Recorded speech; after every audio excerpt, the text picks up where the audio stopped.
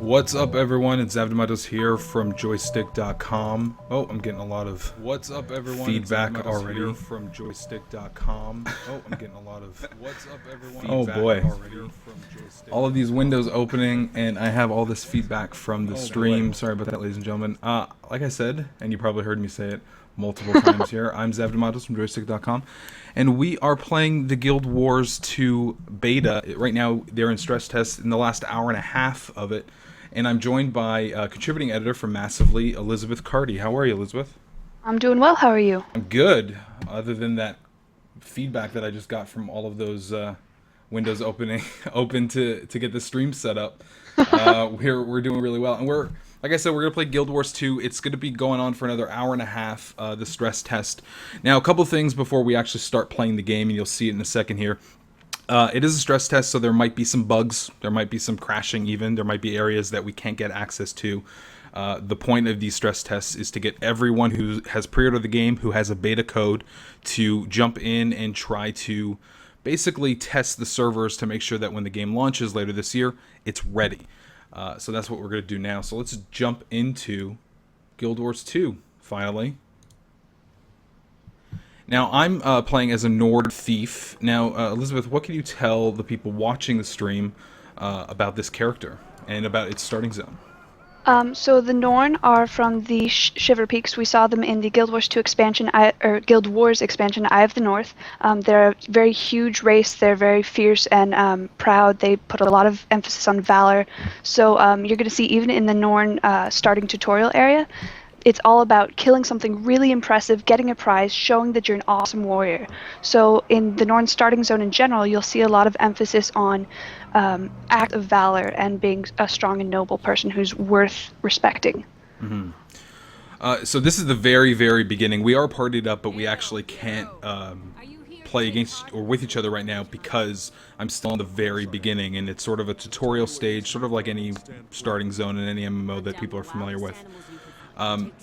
This one, there's 3 different races that are available in the beta right now. There's the Chard, who was the Char, sorry, that was the main villain in the first Guild Wars, at least in Prophecies, right? Mm-hmm. And then there are the humans, of course, who were the only playable race in the original Guild Wars, if I'm correct, if I remember correctly. That is accurate. And the Norn. Yeah, this is the Norn, but can you talk about the Char and the human starting areas and what's different about those 3? Sure. So the Char are a very ferocious race. They travel and live and kind of do everything they do in warbands, which are groups that are raised from childhood. And so everything you do is for your warband, and then to a greater extent for your legion. The 4 main Legion of Char are Ash, Iron, Blood, and Flame. You can't play as Flame Legion. They're kind of the baddies that you'll be seeing in this Char starter area as you go on. But you can play as Iron, Ash, or Blood Legion, and so everything you do is kind of for not only the protection of your warband, but the glory of your legion. They're a very martial race. They have a lot of technological inventions. They're kind of the steampunk flavor, so you're going to be doing a lot of interacting with cannon and artillery, and if you're an Iron Legion soldier, you're going to be creating a new mechanism for fighting off Ascalonian ghosts, which are another part of the Char starting area experience. The Char have essentially taken over what was human territory in Guild Wars 1. They've taken all that back, so they're living among the ghosts of Ascalon. So you're going to see a lot of emphasis on not only fighting the Flame Legion to kind of keep them at bay, but keeping your area clear from the Ascalonian ghosts who are kind of encroaching on the area. And then the humans, who have come a long way since the original Guild Wars, are they're in Divinity's Reach, which is new over the last 250 years. It's come up as the new human capital, which is where the Queen reigns. And they're fighting, they have kind of a religious battle of sorts going on with this cult that we saw in Guild Wars called the White Mantle. They've kind of become this degenerate sort of group of thugs and evil people, and so you're going to be fighting them a lot. And you're going to be kind of playing with the intrigue depending on what social status you choose as a human. You might be dealing with political intrigue among the upper echelon of Divinity's Reach, or you might be dealing more kind of getting your hands dirty fighting off thugs and bandits. So the human starter area is more about survival and kind of figuring out what's going on with all of these new political and cult intrigues going on. So you've been playing the beta for a while now. There's been a bunch of beta weekends for people who pre-ordered. Press has also had access for a while as well to certain events. What's your favorite race first, and then your actual favorite class that you like selecting? I think that I have a very close tie with the humans because, you know, it's something we've already played, and they have a lot of history from Guild Wars 1, but I think Char are my absolute favorite.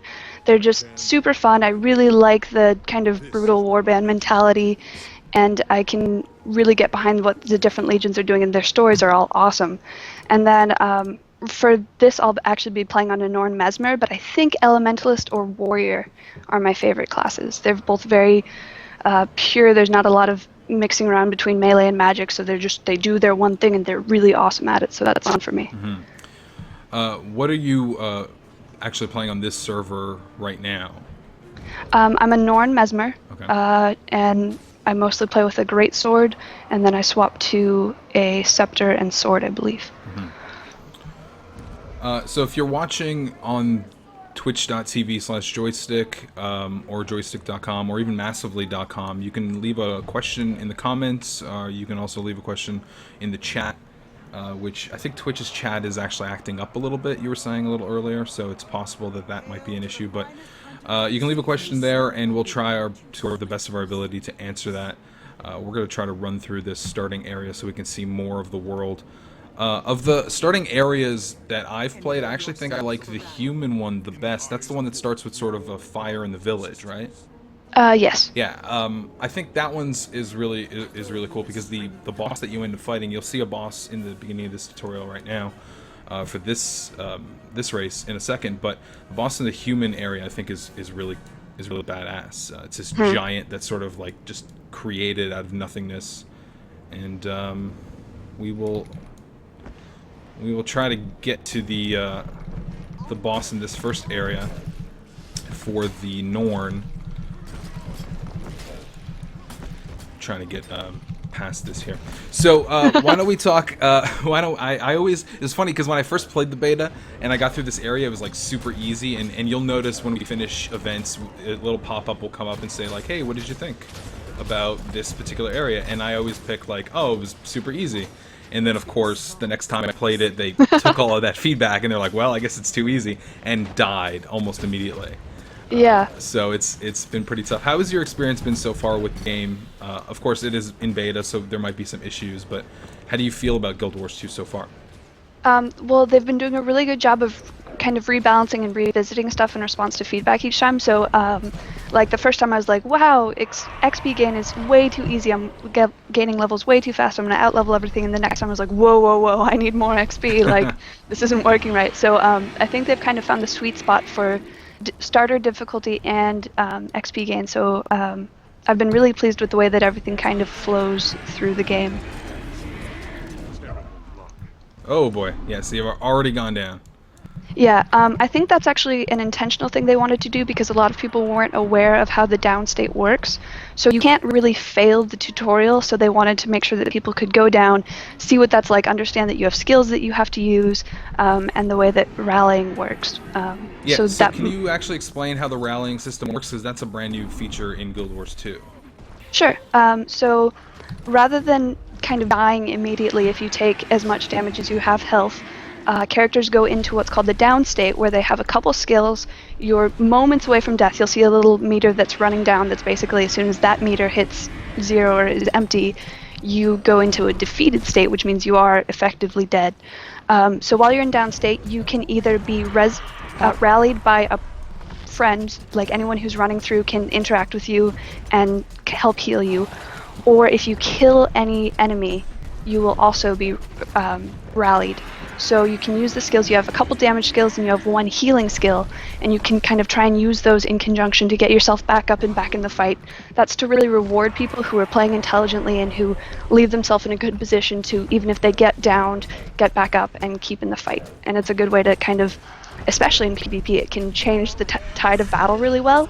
Because if you have a couple people who are down right next to each other, you might be in a bad state. But if you can get one of them up and they can help get the other person up, suddenly you're a full fighting force again. A couple of people in the chat stream on Twitch are saying that they're seeing some freezing issues. It looks okay on our end, so try to restart it if you're having any issues, and hopefully that'll clear things up for you. We do have 500 people right now inside, so if you do have any audio or video issues, let us know. Of course, it's a live demo. This is the same. I think the same will apply when you watch things at E3 on stage. Something might go wrong, but if it does, we'll try to fix it as soon as we can. This is. Do you know if this is the last beta invite weekend that they're going to have, or test that they're going to have before the game actually comes out? Because doesn't it come out in just a couple of months now? There isn't actually a release date yet. Oh, I thought it was July for some reason. No, sadly, no. So there isn't a release date, and we expect that there will be at least one more beta weekend because they've made reference to a future beta weekend event. It might be more than one, but people are starting to hope that it's one or two and not many more. Mm-hmm. So you can see here on the right-hand side, there's a little bar that came up, a little menu that came up and asked me to rate sort of how the mission was by fun, difficulty, story, and characters. I can also leave a comment. This is just standard for the beta. Obviously, you won't see something like this in the final game when it actually launches. Or maybe they will somehow figure out a way to get feedback from the game. And for some reason, I can't get this. Great. Oh, I gotta select my weapon. I was like, why is this menu not going away? But it's because I haven't actually picked my weapon. Also, one thing, forgive me if I'm wrong, but don't your skills aren't they also based on the weapons that you select? Yeah, so the first 5 skills in your hand are based on what weapons you have equipped. If you have a single-handed weapon and an offhand, it'll be divided up as 3 and 2 unless you're a thief, in which case I think the second skill is based off both of your offhand and your main hand. It's crazy. So yeah, changing weapons changes what you can do, and you have to unlock each weapon set by killing things, or the skills for each weapon. Uh-huh. Oh, so the person who was saying that the screen looked frozen for them was actually commenting on the worm skill actually froze the screen. Yes. So yeah. No, so it looks like technical issues we're not having any right now. Although I just said that out loud, so who knows what's going to happen now that I've actually said it out loud. I'm having tech issues because I cannot see chat, and I'm trying desperately to fix that. Thankfully, I have my second monitor here with the chat open. You may actually hear some audio hiccups as well throughout this. Like I said, this is the beta. They are stress testing, so some of the things in the actual game may not perform as well as they want them to. But of course, there are going to be bugs. I actually remember the first time I played the Guild Wars 2 beta in this particular starting zone. Right here at the door, I tried to sneak in through the closed door through a rock on the side, and it looks like they actually, oh, my phone's of course going off. It looks like they actually put a rock there because there used to be a little gap here that you can jump inside, and I got stuck there.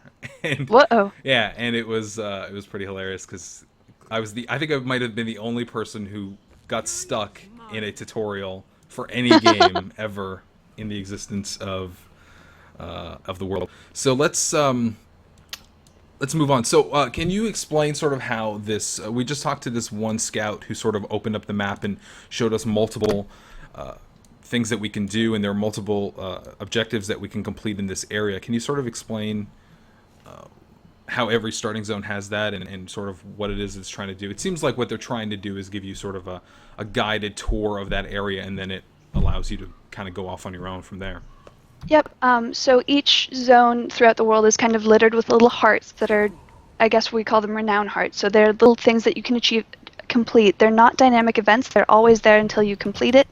And so if you're looking for something to do, there aren't dynamic events going on in the area and you just want to do something helpful, you can look for the little spyglass icon either over someone's head or on a map, go talk to that person, and they'll point out what's going on near them. So they'll say, the brewers over here at this monastery are in dire danger and they need help keeping things running or whatever.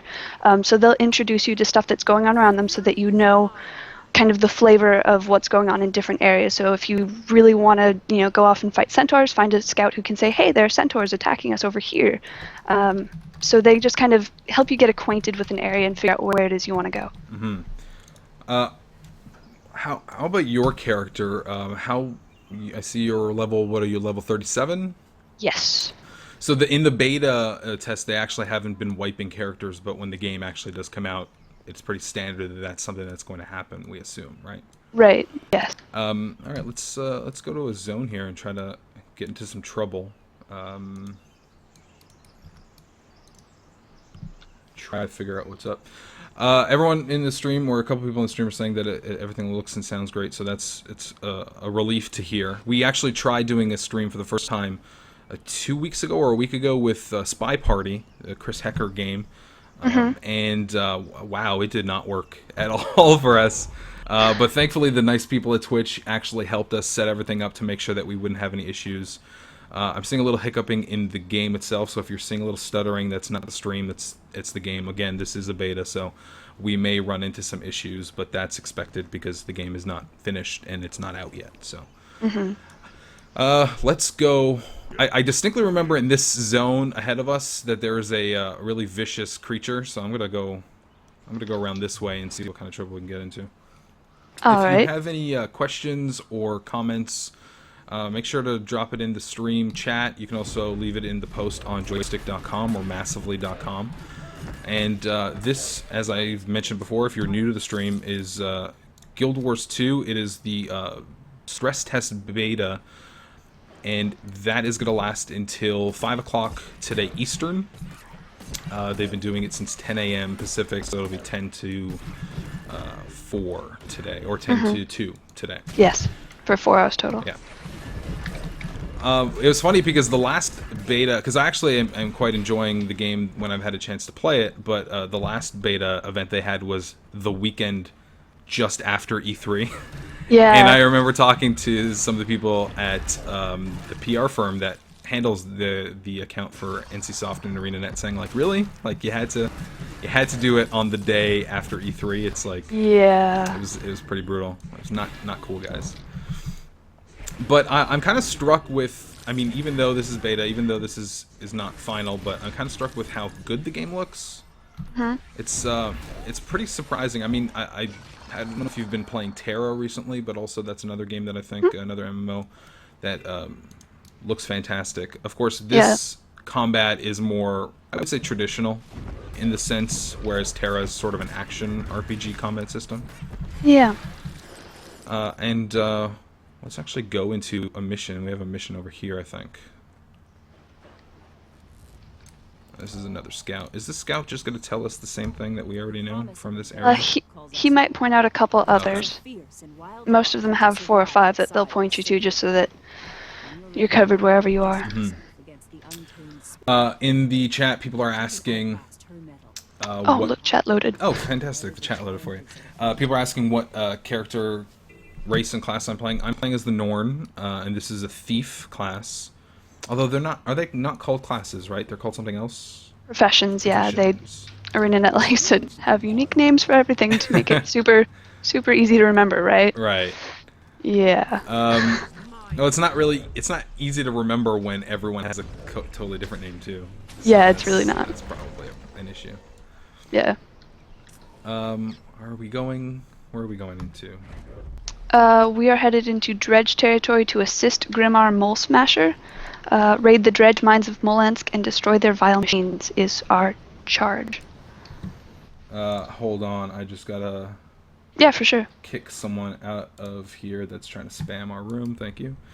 Alright, let's go smash some stuff then. Oh man, everyone's already taking care of everything for us. Now, what is, do you happen to recall the server that we're playing on? If people are playing the beta as well, maybe they want to jump in because they only have a couple hours left. I think it's, yeah, we're playing on Steam Spur Mountains. Steam Spur Mountains, yeah. Quite a few servers, too, for this beta test, and a lot of them either completely full or at least on high right now for player population. Yeah, so they actually doubled the number of front-facing servers between the first and second beta weekend events, and it's been extraordinarily busy. I think during the beta weekend itself, there was a little complaint that there were some low-population servers, but that seems to have pretty much been fixed by now. It looks like most people are at pretty full capacity. Do we happen to know sort of how many people have been invited into the beta so far? We have no idea. So most of the beta weekend events and this, the only way to get guaranteed access are to have pre-purchased the game, and they haven't released any numbers on that. So we just know that it's a heck of a lot.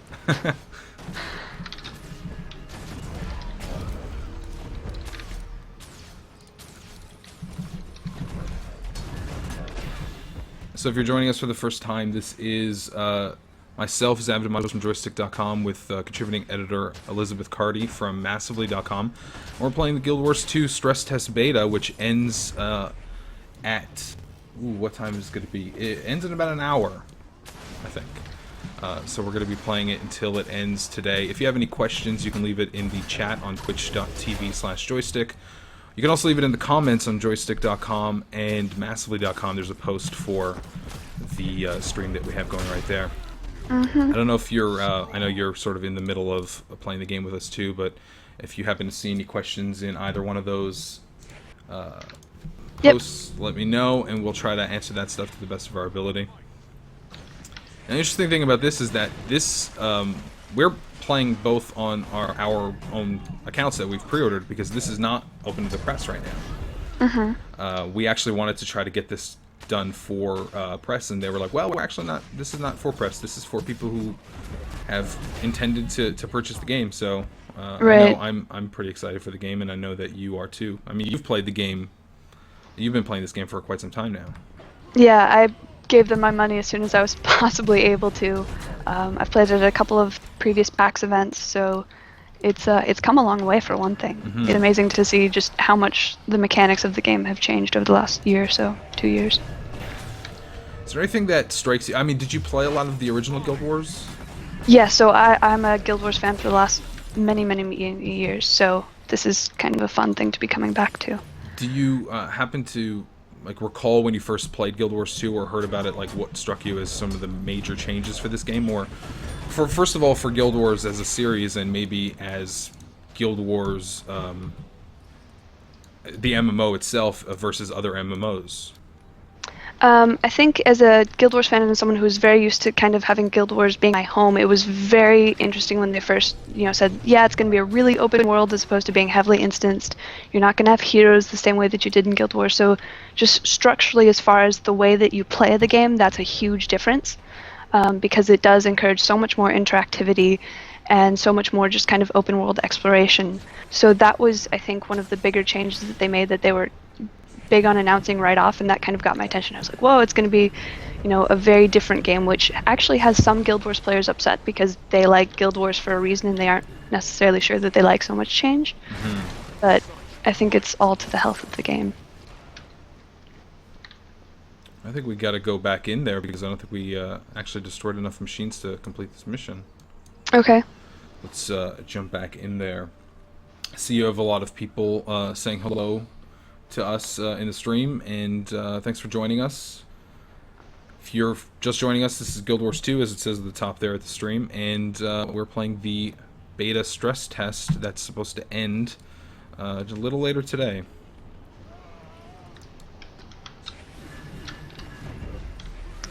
Hitman in chat is asking how this compares to WoW. It's really hard to compare games that have kind of different goals and different mechanics and a different setup, and it really comes down to personal opinion. I mean, Guild Wars 2 doesn't have raids the same way that WoW does, so that's going to be something that a lot of people see as being extraordinarily different. Some people see that as a weakness. People who don't care about raids don't really care about whether or not they're in there, so it's really up to what you're looking for in a game. And chat, Dragon Axe is asking where the finale event is, and that's going to be in Plains of Ashford, which is the Char starter area.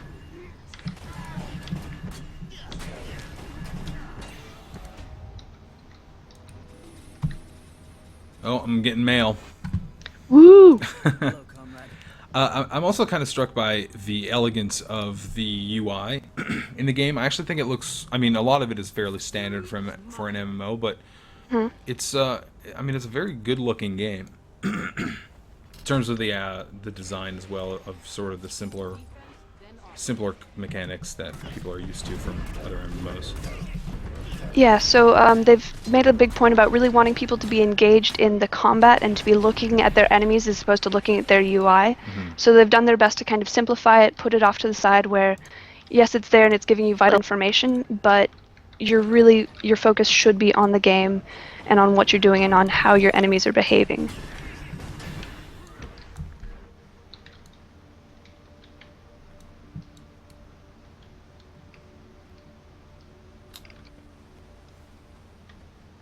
checking out the chat here. If you're joining us for the first time, you can ask us any questions about Guild Wars 2 that we can try to answer the best of our ability on the twitch.com chat room. You can get it loaded up because I think some people are saying that they're having issues. Also, you can go to joystiq.com or massively.com where we also have this stream featured. Mm-hmm. It's always kind of funny when you... I don't know about you, but when I play games, I typically make absolutely zero noise. But doing all these streams lately, it's been like, try to talk over all of this stuff is kind of interesting, because typically I'm the kind of person who wants to just focus on playing the game. The thing that's good about doing this for a beta, though, is that soon it won't matter because all of these stats will be wiped. Yep.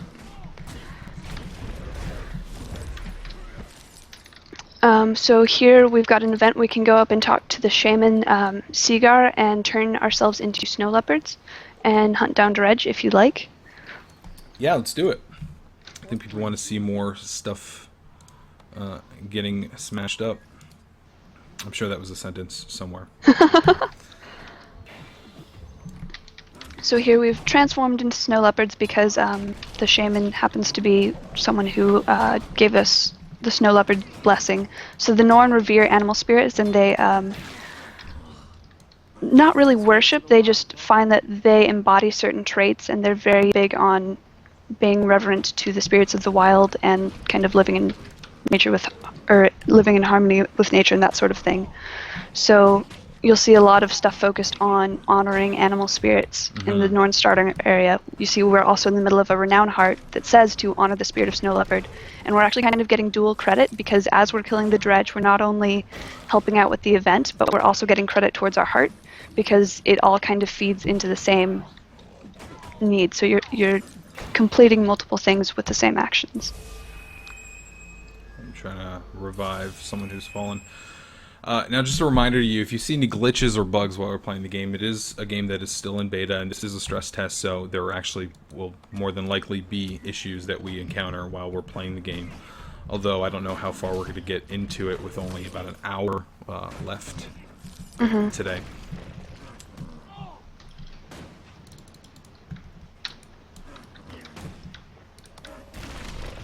There we go. Oh. So I guess that's done. Going to the chat, people are asking when we think the game might be released. Unfortunately, no one has any idea. I think they're actually being pretty cagey about it, because every single time I know that we've asked, and I know anyone in Massively who asks tries to find out when it's coming out, but they have yet to announce that. Do you have is there any idea that when the game might come out, if there's sort of rumors floating around of when the game might be released? There are rumors aplenty, so we know for sure because they announced in January it is coming out in 2012, and most signs seem to be pointing towards August or September. There have been a couple of different... There was a Korean banking investment firm that had a meeting saying that they were expecting it to be for their Thanksgiving, which is in, I think, September. Or yeah. And there were other people saying, you know, well, they have T-shirts. So there have been all sorts of theories and conspiracy theories, and some that are a little more founded in fact. But really, we don't know. We expect that it'll be soon-ish because, you know, these stress tests seem to be holding up pretty well. They've had very smooth beta weekend events for the most part. So everyone's hoping that it comes up soon. In terms of people who have been playing the beta, are there any concerns in the Massively community about certain things that have been changed? I know you mentioned some Guild Wars fans may not be completely happy with some of the changes, but is there anything in particular that you recall that people are wondering if it might be an issue for them? There was recently a change on utility skills and traits, which come in as you're getting higher levels. You get your first utility skill, I think, at 8 or 7, and traits happen when you're about 11. And so they tiered things so that you can access kind of the best traits last, and so that you have to buy a certain number of skills of a lower set before you can go on to buy higher level utility skills with your skill points. And a lot of people are really kind of questioning the wisdom of that decision when so much emphasis has been placed on play your way and kind of create the character you want. And ArenaNet has, of course, given their reasoning for that and explained why that they think that this is a good choice. It gives people more structure. It runs people through being able to kind of explore more and forcing people to maybe play outside their comfort zone and find something else they really like or really get a mastery of their class. But a lot of people are feeling like it's needless restriction.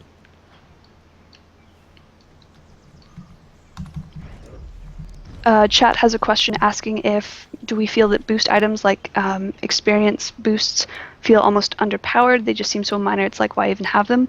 So there's a really delicate balance that you have to strike with a cash shop or gem store like they have here, where you don't ever want to be able to let someone accuse you of being pay to win. So they have experience boosts, but they're very gentle. It's the sort of thing where if you don't play a lot, it will make a difference, because if you're playing for a very short time, if you only have that hour, it will help to have a little bit of extra XP during that hour. But if you're playing all the time anyway, it's such a negligible thing that you don't really need it. So it's there for people who are kind of cash heavy and time light, as opposed to time heavy and cash light. Mm-hmm. So we're getting to an instance that I have no business getting into, but we're going to see if I can survive it.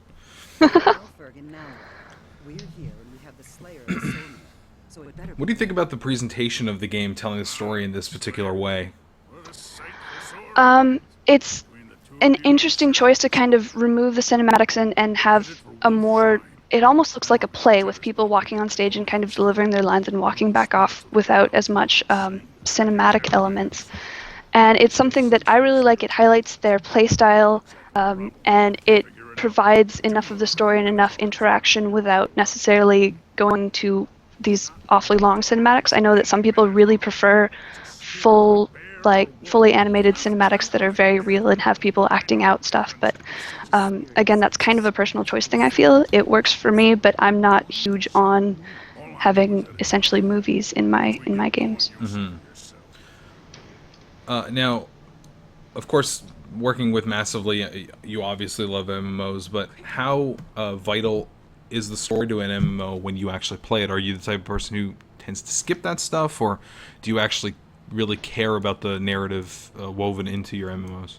I'm generally a huge lore and narrative fan, so it's really big for me that they have not only really engaging storylines, but distinct ones. So for every character that you make, you have the possibility of coming out with a very unique and different storyline. So in levels 1 to 10, you as a Norn made a choice as to what spirit you revere. You made choices as to what's something you're known for. Did you lose an heirloom? Did you black out? Did you get in a fight at a party? That sort of thing. So all those choices actually are going to affect your storyline. So they have just an insane number of storylines. So like as a Char, if you're Ash Legion, you're doing totally different things in your first 10 levels than you are as an Iron Legion Char or as a Blood Legion Char, to really give people enough variety as they're going through to have meaningful stories that change and are hopefully engaging regardless of how many times you go through it. Mm-hmm. That's a lot of Natars. That is certainly a lot of them. Wow. I have faith in us. I have faith in you, because your character's level 27. So I am, I know that most people are aware by now of the sidekicking system, so I am leveled down, so I'm effectively a level 3 right now. Mm-hmm. My main advantage is that I have better armor, I have access to utility skills, and I have access to all my traits.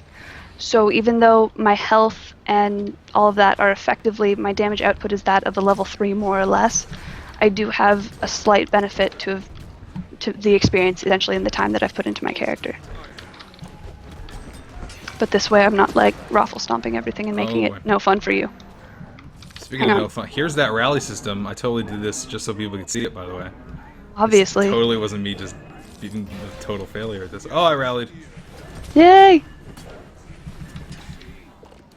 That was fun. Good fight. Something's driving those minotaurs to attack. The spirit. It's here to protect its kind. What's got them so fighting? Yeah, for the people asking that what character I'm playing Norn, Thief. If you're just joining us, and Liz, you were playing a Norn Mesmer, right? Correct. Mm-hmm. So we have to protect this caravan in this instance. Now, that's another system that's vastly different from the original Guild Wars, right? The instancing system, or how instancing actually works in this game versus the previous game? yes. So now there's much less instancing, obviously, in Guild Wars 2 than Guild Wars 1. So you're essentially only going into instances if you're entering a big city, if you're going into a personal quest, or that's about it. So there are maps that you have to zone between, but they're persistent. So when you leave a map, it's not like it's going to be entirely reset when you go back into it. And they're fairly large. You can see that we've been, going all this time when we haven't even come near to hitting the entirety of the Wayfarer Foothills map.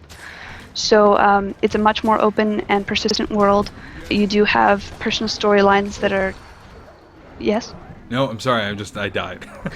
Or now I'm trying to rally. I'll come get you. There you go. So personal storylines are instanced off so that you can have an effect on your storyline without necessarily having to change the world, because that makes it really difficult to have everybody making meaningful impact. Mm-hmm. So this way, choices you make can be permanent in your personal storyline, and changes you make on the world can be persistent but not necessarily permanent. Now, what do we know about the two races that have yet to be selectable in the beta? So the two races that have yet to be playable, although technically you could play them as upper level in a PAX demo, but so we haven't been able to play either the Asura or Sylvari thus far, and they're kind of the newest characters to the scene. So the Char are old hand from Guild Wars 1, and the humans we obviously all know and love, but the Sylvari are actually brand new. So they weren't in the original Guild Wars series. So in the original Guild Wars in Eye of the North, you were able to run past this tree that was a pale tree seedling, and there was a little bit of lore about the centaur's buddy, who was a human, had found this tree while he was off at war, and he came home and his life was in shambles because his family had died. So they kind of gave themselves over to the care and keeping of the seed. And from that seed eventually sprouts the pale tree, which eventually gives birth to the Sylvari. Mm-hmm. And they are a plant-like, but not totally plant race of humanoids who, they're very mystical, and they have a very deep connection to this spiritual kind of world. They have this shared dream. So before Sylvari is born, they're learning already because of this dream that they're communing with the pale tree. And so that's a very fantastical story. And the Asura we saw and were able to fight alongside in Guild Wars Eye of the North. They're a small kind of... I don't want to say that they're Guild Wars version of gnomes, but they're a very magical and scientific race. They're very tiny. They lived underground for a while, but the destroyers, who were the big bad guys of Guild Wars Eye of the North, kind of drove them above ground, and now they're trying to find a way to fit their not necessarily maniacal lifestyle in with the rest of the sentient species, but they have certain decided feelings about their own superiority that don't necessarily make them get along really well with everyone else. Mm-hmm. Oh wow, this is a pretty big pack of Minotaurs now. Oh lord.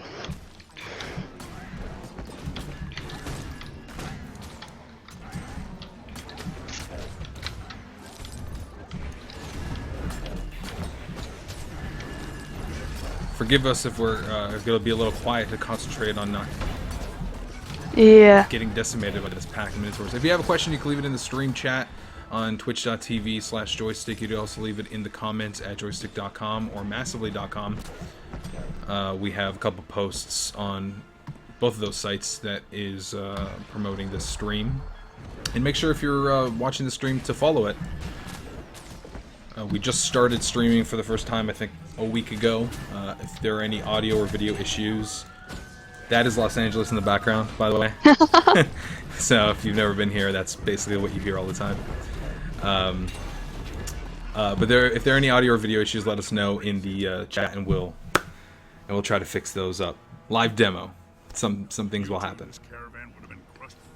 Someone's asking if we find the game lacking without mounts. That was actually over on the Massively comments, and coincided conveniently with chat talking about mounts. So Guild Wars 2 does not currently have mounts. They haven't said that there will never be mounts, but there are not mounts in the game at this time.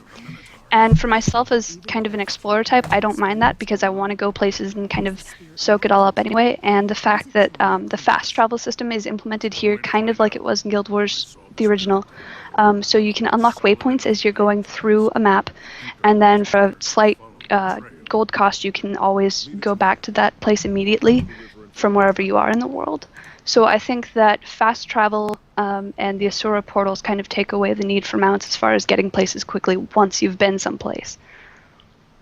Asura portals kind of take away the need for mounts as far as getting places quickly once you've been someplace. Mm-hmm. Asura portals kind of take away the need for mounts as far as... Oh, that was it's weird. The stream just sort of doubled up on itself right there. So the stream is going to run until the end of this beta event. The event ends at 2 p.m. Eastern time, I believe. Is that right? 2 p.m. Eastern time, yeah.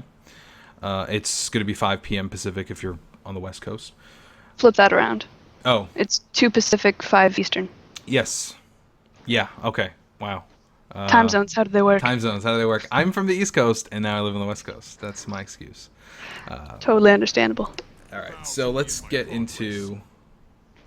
Let's get out of this instance. Oh, I've leveled up. Pretty Yay! Woo! awesome. Derp, yeah. Clearly, that is an accurate statement as to my understanding of time zones for the last couple of seconds. All right, what are we supposed to do here? So here we can honor the spirit of Wolf if you want to beat up on some Sons of Svanir. I say let's do it. I say let's beat up on anything and everything that we see. Yes. So the Sons of Svanir are kind of a legacy from Eye of the North again. So Jorah, who was a hero that you kind of fought alongside with in Eye of the North, had this brother who got demented and he turned into what was called the Norn Bear. He was basically this frozen evil thing that attacked everybody and you had to put him down.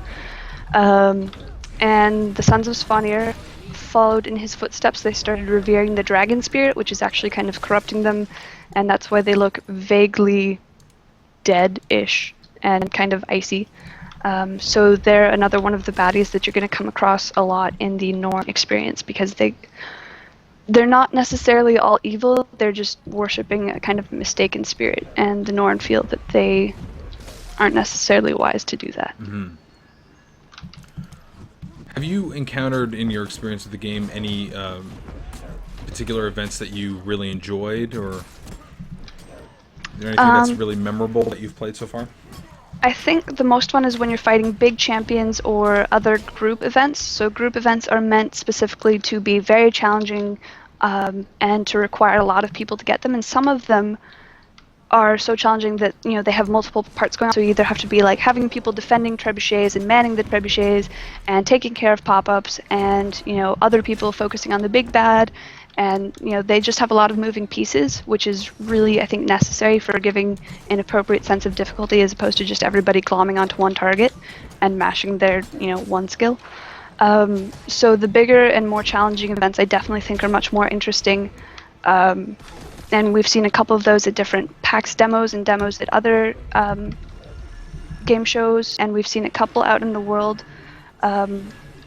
There's a Shadow Behemoth in the human starting area that's really just an impressive and fun fight. So yeah, I think the grand scale things are pretty awesome. Now, in case people are just joining us, can you kind of go over how, even though your character is level 37 and I'm level 3, the game scales for that? Sure. So I'm upper level because this is a character that I've had with me for all of the beta events so far. But when I come into a lower area, I am brought down to an appropriate level so that I don't ruin the fun for everybody else. You should be able to see over my head, if I'm ever on screen, that there's a little down arrow that shows that I'm being down leveled or sidekick down. So that way I still have the benefit of my utility skills and my traits and anything else that I got from being higher level, but I'm not, like I said, kind of ruining the fun by just coming through and face rolling everything. To the person asking, we are on Steam Spur Mountains in the Norn starting area. Mm-hmm. Now, if you have any questions, you can add it to the chat on twitch.tv/joystiq, also on joystiq.com or massively.com. We'll try to answer that. This is the Guild Wars 2 beta stress test that's been running since 10 a.m. Pacific. And it's going to be running just for a little under another hour here. Now, we don't know whether or not or when the next event's going to come out because, as we said, the game, as of yet, does not have a release date, unfortunately. I know a lot of people are looking forward to actually getting their hands on the game. But when you pre-order the game, you do get access to the beta events, right? Yes. So, I'm sorry, not necessarily pre-ordering, pre-purchasing is a way to have guaranteed access. Do you know if that works at all retailers or if that's directly from... ArenaNet has a list of places with retailers. I think GameStop is the only U.S. physical retailer. You can pre-order off of Amazon, and some people say that that gets you the same perks as pre-purchasing. Although, because I don't think ArenaNet has come out and said that that's totally accurate, I'm not sure if that's reliable. And you can always digitally pre-purchase from guildwars2.com. Mm-hmm. Now, this game also has a pretty impossible to find at this point special edition, right? Yeah, so the collector's edition, as far as I know, are pretty much gone from the world. They were available, not the actual boxes themselves, but they were available to pre-purchase previously, and the Arena has said that those weren't ever going to be reordered. So you might be SOL if you haven't gotten one and you really wanted one, because they aren't available for online purchase from Guild Wars 2. Now, do you happen to recall what was in that special edition?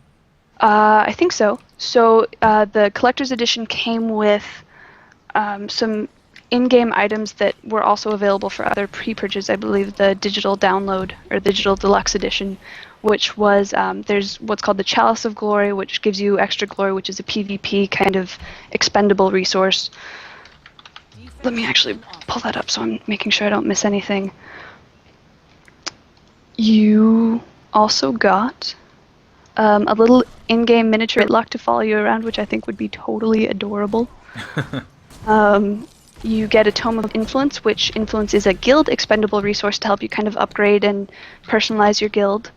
You get a Golem Banker, which is a little, I think, 5-day item that you can summon a little golem to you and he'll bring you stuff and give you things that make your life generally easier if you're out adventuring and want to take care of some transactions. And an elite skill that is called Summon Mistfire Wolf. And it's very similar to a couple other elite skills where you summon an animal or a companion to fight beside you. This one just happens to have a special skin. Mm-hmm. And then, so that was all digital deluxe, digital things that came in-game. You also get a 10-inch figurine of Ritlock, which I'm super excited about. A 112-page Making of Guild Wars 2 book, which is different from the art book that they've previously released. A Best of Guild Wars 2 soundtrack, an art portfolio, and 5 art prints, and a frame for those prints. Do you typically, when you buy MMOs, do you, first of all, do you buy the collector's editions, and do you find that some of the stuff in there kind of weighs in other people's favor, like they actually get some in-game stuff that could affect the game? I guess, like little pets and things don't really affect the game at all, but... Right. I'm not generally a huge fan of collector's editions unless I know it's going to be a game I really, really, really want to play. Mm-hmm. I bought the collector's edition of Rift, and I'm never sure if that was the right call. I mean, I played the game, I like the game, I'll probably pick it up again because of the expansion that they're putting out soon. But I don't know that I ever really felt like I super benefited from the collector's edition. So since I generally avoid them, I can't speak a lot to how OP or not they generally feel. People in the chat are really impressed that you remembered that entire collector's edition. The contents within there. Yeah. It's what I do. You don't sound impressed yourself. Kind of sad. Here, let me open up my menu and see if everything... Alright. So it seems like a lot of people in the chat are anticipating the game. I wonder if anyone in chat, if you're watching the chat, are you already pre-ordered? Have you already played the beta? I'd like to hear other people's impressions about the game so far, because it has been in a couple of beta weekends. I know probably people are maybe at work and they don't have a chance to play it. Unfortunately, it's always weird when they have these events in the afternoon, Right. because I'm sure people have jobs and things they have to do. Luckily for us, though, we're at work right now. Yeah. So Happily, we get paid to play video games, right? That's how this works. is that how that works? This might be I the wish. first video game that I played in a while. Actually, that's not true. I've been actually had a chance to play some games recently, not for review, which is pretty shocking. But yeah, this is super beneficial time for most Europeans. It's right in their prime time, which is something that is in desperate need of testing. They've kind of gotten the short end of the stick for previous ending events and stuff. So. Let's see here. I'm opening up my skill tree so people can kind of see weapon skills. Now, this is another thing that we kind of talked about when we started, but maybe if you're new to the stream, you missed it. Can you kind of explain how weapon skills work and how that works sort of in the beginning game? Sure. So each class or profession can use different weapons.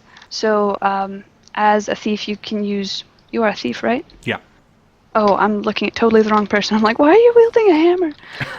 So as a thief, you can use pistols and a short bow and daggers and other things.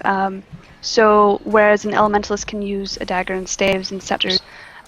So that kind of helps define the feel of the class as far as what you can use. Like guardians and warriors get to use the hammer, so they can do a lot of slower, heavy-hitting damage with a lot of condition control and stuff.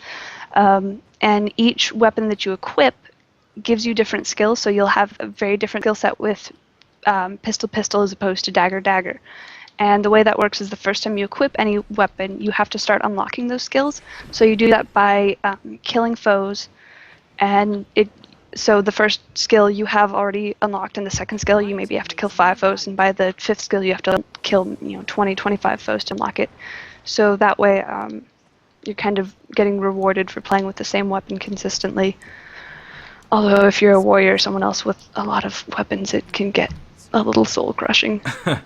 Yeah, so if you notice, I pulled up my hero list and I changed sort of my loadout here. So now I have only one skill open up in my skill bar here, because this is the first time that I'm actually using a pistol as my main rather than my offhand. So it has changed my skills quite a bit. I wonder, can I put... Oh, see, okay, and I can dual wield pistols here. So I do have a couple of, like my 4 and 5 slot are back up because these are my offhand skills that have sort of opened up. And as, like you were mentioning, as we play and as I progress, I'll unlock more and more skills. Yes.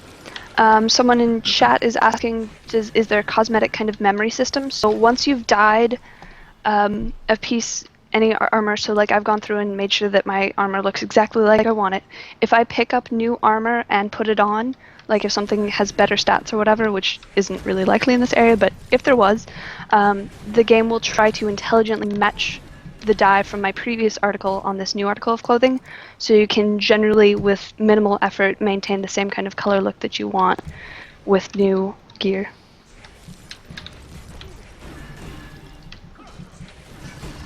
Now, I'm sorry, I'm going to try to get you to repeat a lot of this stuff that we talked about earlier, just in case there are new people to the stream. By all means. Can you go over the starting areas for the 3 classes, or sorry, for the 3 races that are currently available in the beta? Sure. So we're in the Norn, and if you've been watching, you've kind of seen a lot of the different things that you're going to come up against. So you're not only dealing with kind of the little Grawl, and up north you can some of the Jotun who are kind of impeding on your territory. You're dealing a lot with the Sons of Svanir. We just got out of a big entanglement with them, and they're not really pariahs of the Norn world, but they are kind of a sketchy group to keep your eye on. And the Norn are all about valor and proving yourself, and they revere spirits of the wild, so there's a big emphasis there on honoring snow leopard spirit, honoring the bear spirit, and doing all these things. We're disrupting Grawl worship because they're worshipping these bizarre kind of demonic effigies. In fact, if we keep pushing this chain, I think we actually have to kill their little dark lord thing. So they're all about, kind of grand adventure and proving yourself as a warrior. The Char are very loyal to their war bands and to their legions. You choose which legion you're in, and you kind of work for their glory and their betterment from now on as you progress through the game. And everything in your personal story is kind of related, at least in the lower levels, to your warband and improving that and strengthening that and keeping it safe. Humans are kind of the most battered of the races. They're kind of having a tough time because, they were chased out by the Char. They've got a dragon kind of controlling the seas to the south.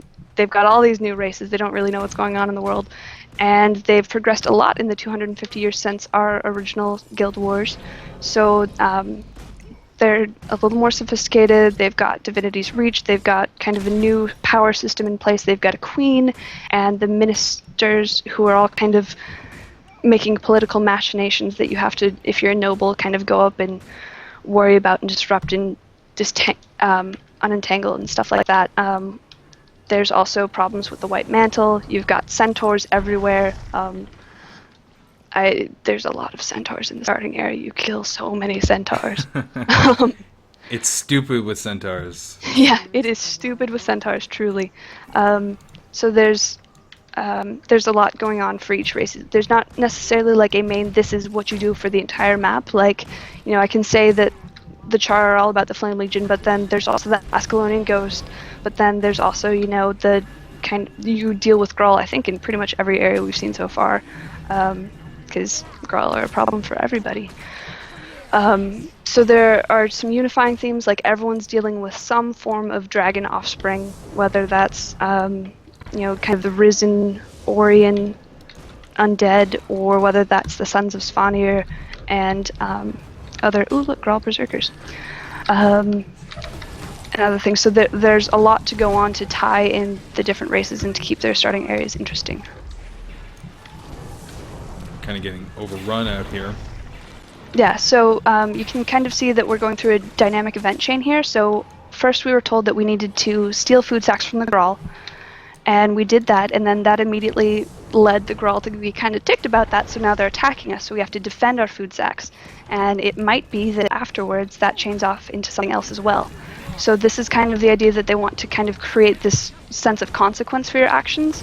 And in the lower level areas, it's not like a huge dramatic consequence, like, yeah, you pissed off some Grawl farmers and they're going to come try and get their food back. But it's still a reaction, so the intent is to kind of be a living world. Nothing can bring me down. I just leveled up here. Yay! And we're almost done this, I think. I think we have I have a couple more food sacks I gotta go grab. Yeah, by all means. But these guys are not happy about us messing with their cave. No, they're not. They're super upset. We have to kill them all. So essentially they're trying to steal our food sacks back. I don't know if chat can actually read the quest text. And we're just trying to keep our food sacks, so we have 10. We really want to keep hold of all of those 10 by killing everybody who comes to try and steal it. And they're just going to launch a couple more waves at us. We've gone through about half of them.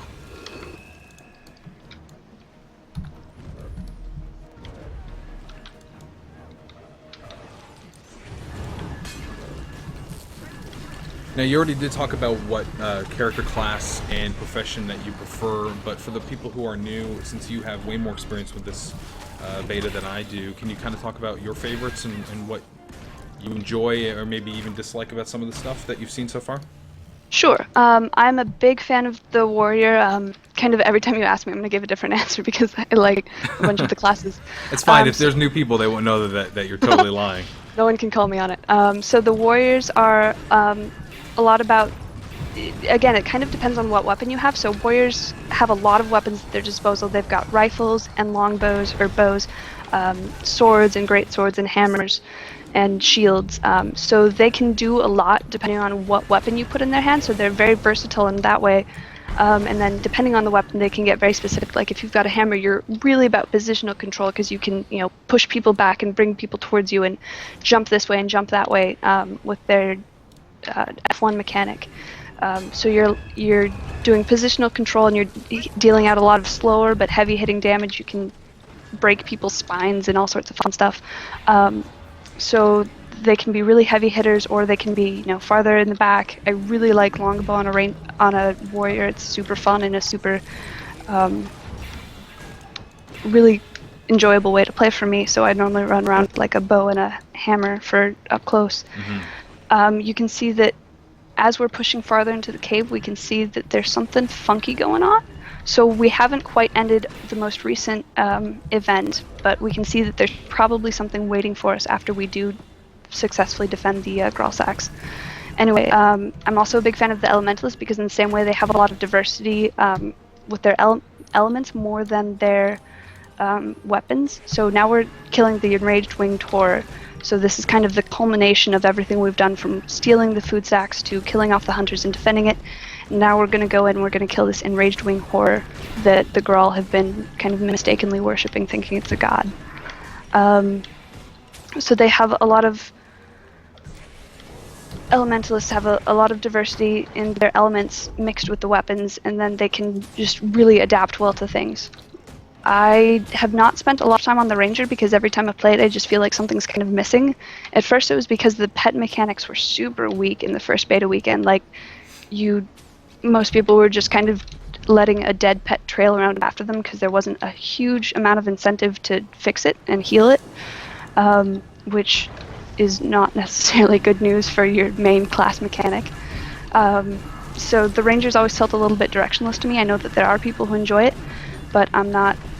It's one of the classes that hasn't really captured me with, and that might be because I haven't really played it since the first beta weekend, because I decided, I wanted to play classes that I found to be engaging. It looks like we have quite a few people here in this particular instance. Actually, I guess this isn't actually an instance. This is... Yeah, so this is just an event that's going on in the open world. So anyone can run in and help, and everyone will get credit for their contribution and only their contribution. So, yes. So if you're just joining us, you can go to joystiq.com or massively.com to leave a question. You can also leave it in the chat on twitch.tv/joystiq. Also, if it's your first time seeing Joystiq on Twitch, you can also follow us on Twitch. We've just started doing a bunch of streaming. And also you can also follow Massively. The ID there is not just Massively, though. It's something else, isn't it? Yeah, so we're Massively TV. I'm going to say something in chat. Okay, so that people know that that's us. And Massively TV actually does quite a few streams. Yeah, so we've got several live streamers. I think we do about 20 streams a week from different games. Everything from little baby indies to Eve and other big names. So later on today on Joystiq, we are actually going to be playing another game, which is Quantum Conundrum. It's the new puzzle game from Kim Swift, who was one of the original creators of Portal. That game just came out recently on Steam, and I believe it came out this week on XBLA and PSN. So if you're interested in seeing that, we're also giving away copies of Quantum Conundrum during that stream. That's going to be at 6:30 p.m. Pacific time. So if you want to jump in and see that game, make sure to follow us, and we'll be back later on today. Now, this event's going to run until 2 p.m. Pacific, which means it's going to end in just under 30 minutes. Like I said, you can ask us any question that we'll try to answer. I may have missed some of the chat. I was asking chat whether or not people in chat have played the beta themselves, if they're what their thoughts are on Guild Wars 2 so far. I'm really interested to hear what people have to say about the game, because it seems like it's been one of those games that's been in development forever, and people have been waiting for it to finally come out. And we're on the horizon. We still don't know when that is. But if you have been playing it, let us know what you think about it. Let's continue here. And this is the sort of the overview map of this. Is just the very beginning. Let's kind of pull out and give people an idea of what they're in store for when the game actually comes out. So that's a pretty huge map. Now, where are the starting area? You mentioned like sort of what the first kind of starting quests are for the other races, but can you give us an idea of where, in relation to everyone else, sort of all of these races are located, so we can try to figure out when the battle starts, sort of how close everyone is, and sort of in terms of lore? Sure. Holbrook, which is the main city of the Norn, is kind of butted right up against where we are right now, which is Wayfair Foothills, which is just slightly to the east of us is the Black Citadel, which is the main hold of the Char. So they're like right next to each other in kind of the same area. So they're super close to each other. The humans are a little bit to the west of us. They're controlling that big round kind of city that's surrounded by sea that you can see a little bit north and a fair ways west of us. So they're in that whole green area. They've kind of got a lot of rolling fields and a little bit of forest. And we're assuming if the Asura and Silvar are kind of where we saw them starting to be in the in Guild Wars Eye of the North, they're going to be down in that area that's called the Tarnished Coast on your map. So down in that area, we saw a lot of jungle, and that's where kind of the Asura had their stronghold in Eye of the North. They may have changed. They may have come north a bit. They might, to kind of escape the Sea of Sorrows and all the drama that's going on there. And then, so everyone's, at least the Char, Norn, and humans are kind of all right next to each other in this kind of band across the zone. And the Silvari and Asura, we assume, are more to the west towards the jungles. Now, someone in chat was asking earlier, I don't know if we covered it, someone's actually asking right now about the two races that are not currently available. Will they be available for people to select right off the bat when the game actually launches? Yes, so they'll be playable on release. We don't know if they'll be playable before then. People are speculating that at least one of them will be possibly playable in next beta weekend, but that's something that hasn't been confirmed, but they will be there on launch. Have you actually been able to play those races at any press events or anything? So at PAX and I think Gamescom and the rest of the gaming conventions that were on the tour last year, you were able to play an upper level Silvari or Asura to take place in, I think it was I don't know if it was level 80, but it was high level, and you were facing this undead dragon boss called Tequatl the Sunless. So you could then create an upper level character of either the Asura or the Silvari, play a profession, and kind of go out and explore that area. So they have been playable, just not in a beta. So it was in 40-minute segments at a game convention. Have you sort of figured out why it is that they're limiting people to these particular races? Is there anything that's drastically different from those other two races, or are they just trying to kind of show people the basics with these three races that maybe they're more familiar with from the lore of Guild Wars? I think it has to do with that, and I think it has to kind of do with not giving too much away in the beta weekends. I think they, the Silvaris particularly, and also the Asura are very unique to the Guild Wars universe, and so I'm thinking that they just kind of want to keep those back so that people who are playing, depending on if someone, pre-purchased right away and has been playing every beta weekend event and every stress test, they've put in a lot of time into the game by this point. And so I think they're trying to hold something back so that people who are playing a lot right now will still have something kind of new and exciting to start with if they want on launch.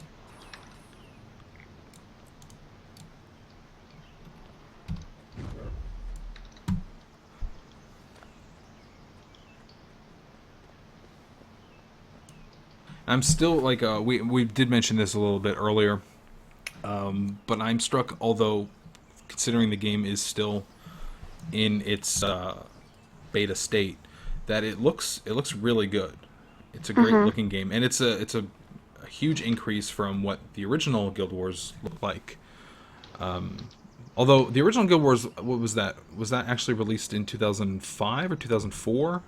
It's 7 years old, so yeah. It's getting up there. Yeah. But it's still, people still play the game like crazy. It's still a very popular game. Have they talked about how people will be able to connect their previous accounts, or there's some sort of a legacy thing that's... Yeah, so a big part of Eye of the North was something called the Hall of Monuments that kind of tracks your achievements and different things that you can do. So you get Hall of Monuments points, and those on launch are going to translate to rewards that you get. So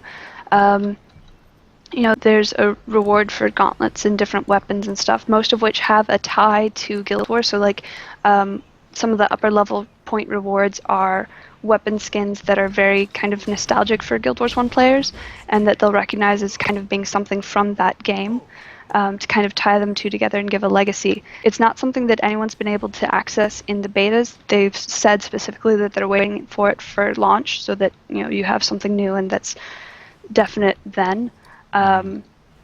So Eye of the North and the Hall of Monuments is a big part of that, and your accounts do have to be linked for that work. And account linking right now, you just had to make sure that when you signed up for Guild Wars 2, you did so with the same credentials as you used for Guild Wars 1. I think they're going to make a system for kind of retroactively adding it available later, but that's all we know for now. Oh boy, I don't even know if I remember my original link for Yeah, that's a problem with a lot of people. I mean, people who made their accounts originally, have been playing Guild Wars for 7 years. A lot of them don't have access to that account email anymore. So it's been an interesting kind of juggling game to try and get everyone's accounts lined up correctly. I'm fairly certain that 7 years ago I was using Hotmail, and I don't think anyone in their right mind is using Hotmail anymore. I was going to say, everyone who signed up with AOL accounts originally is now kind of regretting that. But I do love those mail notifications from AOL. Oh yeah, who doesn't?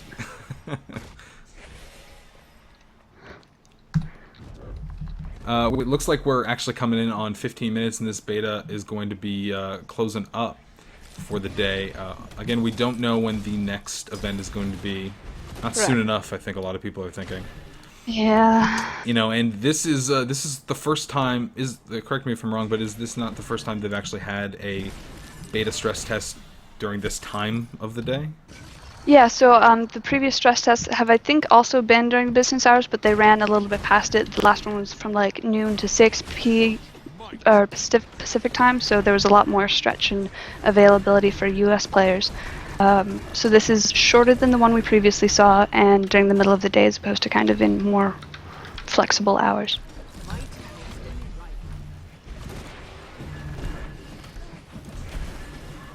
So since we're coming up on the end here, if you have any questions that you want to ask about Guild Wars, you could do it so on our Twitch page, which is twitch.tv/Joystiq if you're watching this on Joystiq or Massively, which you can also leave a comment on.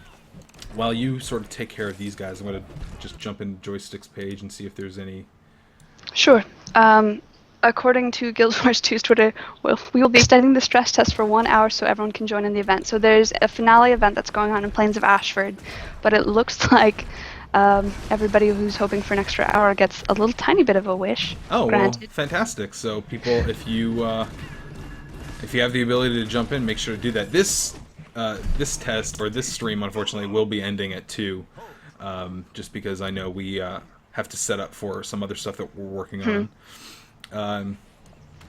To remind you, if you didn't catch it earlier, we're going to be playing Quantum Conundrum, the new puzzle game from Kim Swift, who was one of the original designers on Portal for Valve, and that is a Square Enix release that just came out on Steam, and I believe it's out on PSN and Xbox Live Arcade. We'll also be giving away Steam codes for that game, so make sure that if you are interested in that, come check out the stream, which will happen at 6:30 p.m. Pacific time tonight, and we'll have a couple of codes to give away, and you can actually see the game if you haven't had a chance to yet. It's actually it's quite good. We just reviewed it on Joystiq.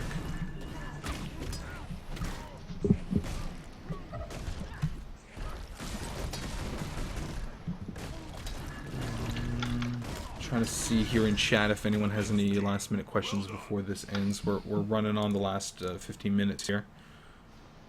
Let's move actually on to another event so people can see some last minute action before we have to pack it up here. Oh, I just got stuck on a tree. That was awesome. That was my fault though, so I can't really complain about it. Nothing can bring me down.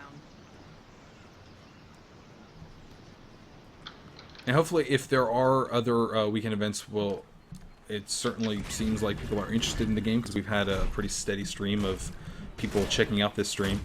So we'll be able to check out other races and other professions as well. There are 2 other races available in this beta. This is the Norn, and I'm playing as a thief. There's also the Char, who was the primary bad guy in Guild Wars Prophecies, which I guess like retroactively it's called Prophecies now. Yeah, so it wasn't anything. It was just Guild Wars when it first came out. But when they started releasing their campaign, they're like, "Crap, we need a way to distinguish this." Yeah. Prophecies. Let's call it prophecies. So there's Prophecies, and the Char were the main bad guys in that before the Searing on Ascalon, which actually I believe is on the map. Now, in terms of the story, when does this take place? Does this take place many years after the original Guild Wars? Yeah, so this takes place 250 years after the original Guild Wars. So that's a long time for change. So you've seen a lot of big changes in the world as far as what races live where, the sort of technology that's available. You have the engineers as a playable profession now. So guns have kind of become a thing, largely thanks to the Char, because they're big on mechanics. You have a lot of magical advances thanks to the Asura and their kind of magic tech. So a lot of changes in the world because there has been a significant amount of time. Also, dragons kind of happened halfway through it. Just throw in some dragons. Yeah. I think everyone's gonna be happy with that. It's true. Have you actually seen any of that end game content? Like, I know some of the press stuff, we've actually had the opportunity to jump into some like high level content. Have you had an experience with any of that yet? So the high-level content that I've been able to see was 2 years ago at PAX. They had a 40 to 50 kind of level experience where you saw the Shatterer, who is a dragon lieutenant. He is not one of the big bad dragons, but he was still too large to fit on the screen for most players, and it took probably 50 people to bring him down. And then at last year's PAX, I was able to, again, like I said, they had the upper level Sylvari and Asura who were fighting another dragon lieutenant who was one of Zaitan's lieutenants this time around. So that's about as high up as I've seen for like truly badass endgame kind of stuff. And even that was only in the 40s to 50s and I think 60s to 70s. Someone in the stream was asking what graphical settings I was running it on. I think everything's pretty much on maximum here. I'm going to load it up and actually put everything to best appearance for the last couple minutes here so you can see. I did turn off some of the anti-aliasing, but this is the game running on high. It's a little stuttery. There are some probably some issues coming in through the stream for activating this. It looks like it's stabilizing a bit. But like I said, it's just a really great looking, fantastic game.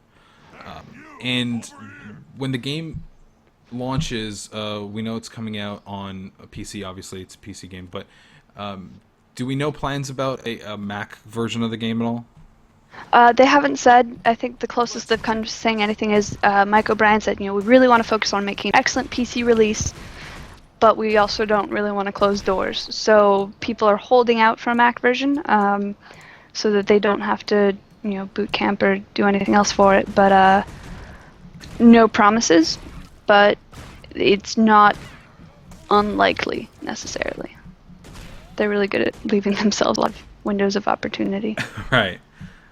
Just under-promising enough just in case they decide to surprise everyone with it. Oh, we're not going to say it's not going to happen, so... Here, let's see. Let's take a look at the world here. So we're running on the last 10 minutes here. Ladies and gentlemen, if you have a question, make sure to throw it into the stream on twitch.tv/Joystiq. If you're watching on joystiq.com or massively.com, you can also leave a question in those comments. I'm going to jump over to the comments real quick on Joystiq and see if there's anything people are asking. Hopefully I don't actually turn on the stream. That's what ended up happening last time, and I ended up doubling up my audio. I'm not seeing any questions on Joystiq's page. Okay. And I think I got the only one on our page. I am glad that there's going to be that extra hour. So if you didn't hear, there will be an extra hour added to this beta stress test, so people can jump into the end game event that they've set up for this event. Now, where in the world is that event? That's in Plains of Ashford, which is the Char starting area. So if you're not the Char, you can always run to your race's capital city or whatever capital city is closest. Find the Asura portal to Lion's Arch there, and then Lion's Arch will spit you out, and you can take an Asura portal to the Black Citadel, run out of the Black Citadel, and boom, you're in the Plains of Ashford. It's not the most straightforward way, but it's a way. It sounds so simple when you put it like that. Let's actually jump into showing people how the waypoint stuff works. I want to see if there's certain things here that we can actually show to people that maybe we haven't covered since the stream. We're going to be ending the stream in about 9 minutes here. Now, also, quick reminder, if you're a Twitch viewer, a regular Twitch viewer, and you have not followed Joystiq, please do. I probably shouldn't have done that because now it's actually going to download something. But, well, I guess last 10 minutes are just a whole brick loading screen. There you go. The last 10 minutes. I want you to look at this concept art. Is really what I wanted to do here in this last couple minutes. Exactly. Make sure to follow Joystiq stream. We're streaming a little bit more tonight. Not for there we go. Things seem stable. I mean, I'm because it is a stress test. I was actually anticipating we'd have a lot more issues than we are. The actual the beta has been running pretty stable for us so far, so we haven't had any issues. Of course, it's expected that things will go wrong eventually when you have beta tests, especially stress tests of this nature. Yeah, things are supposed to break. Things are supposed to break. I mean, that's sort of the point. Also, if you're not familiar with this particular beta, whenever you finish an event, we usually get this little card in the right-hand corner that asks us to rate it. And it seems as though, from my experience, they've actually taken a lot of that stuff to heart, and they've actually made some changes. Have you seen any substantial changes since playing the beta for the first time and actually playing it now? Like I said, there's been a lot of change in not only mob difficulty, but also experience going from previous betas to this one. So I don't remember how to get over there. I think it's this way.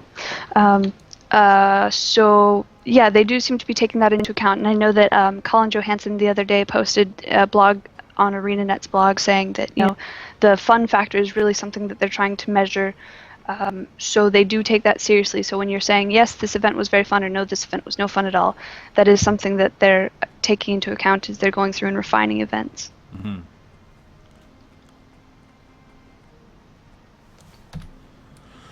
Someone's asking for me to look at the map. I don't know if they're actually trying to point something out to me or just so they can take a look at it, but that's sort of this area here.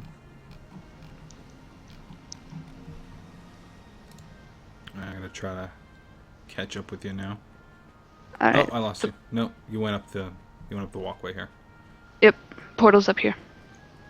We're going to try to get to this event before we have to cut the stream off in a couple of minutes now.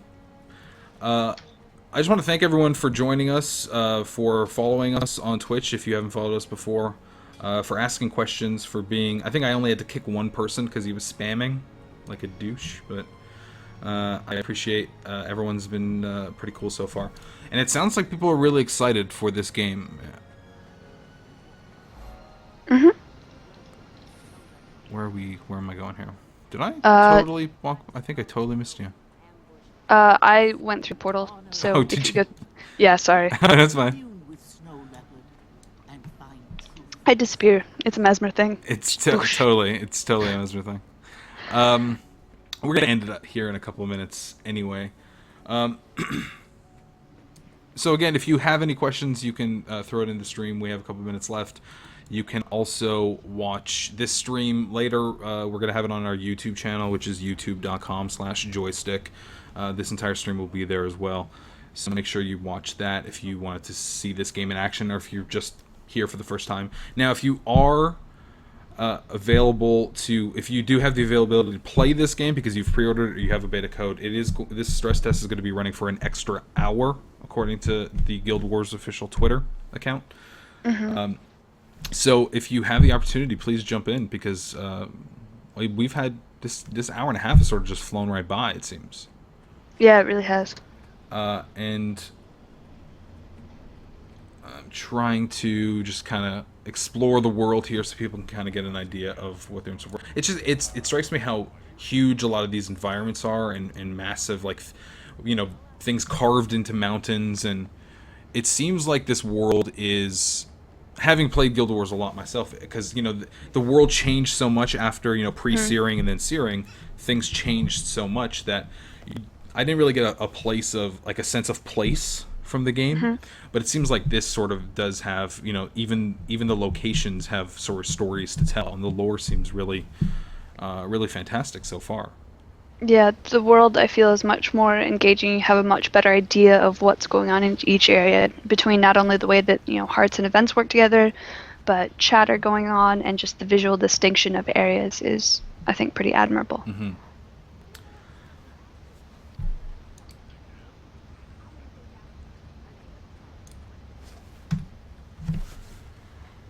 So we run down the last couple minutes here. Again, thanks everyone for joining us in this stream tonight at 6:30 Pacific. We are going to have Quantum Conundrum, the new the new puzzle game from Kim Swift, who was one of the designers on Portal and Orbacular Drop back when she was, I think that might have been a Full Sail game, or I can't remember exactly what school that game was developed in.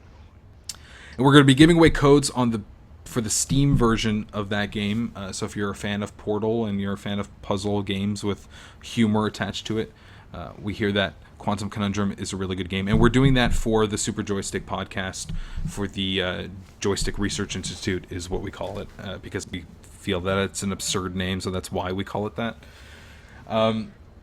And we're going to be playing that. It's going to be myself, Jessica, and Richard are going to be playing Quantum Conundrum. We're going to be giving away the game tonight on our stream, 6:30 Pacific. So please follow our stream and join us later tonight.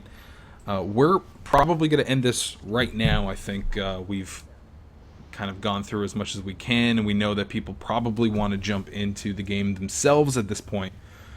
So, Elisabeth, thank you very much for joining us. Such a pleasure. Thanks for having me. I appreciate your expertise. If you weren't here, it would be me talking a lot of nonsense and a lot of fans being very upset with me getting things wrong. So I appreciate you coming in and setting things right.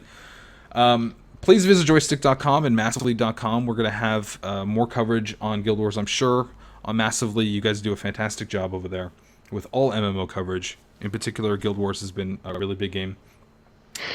Yeah, they're getting a lot of coverage from us right now. there's a lot of stuff, and other betas that are going on right now, like the Secret World. You guys did a huge roundup of just a ton of stuff that that you covered on Secret World. So make sure to go to massively.com and joystiq.com and check back here tonight at 6:30 Pacific for Quantum Conundrum and your chance to win a couple of codes that we have to give away for that game on Steam. So thank you very much, everyone. We appreciate your time. Elisabeth, thank you. And we'll see you soon. Thanks to everybody. Bye.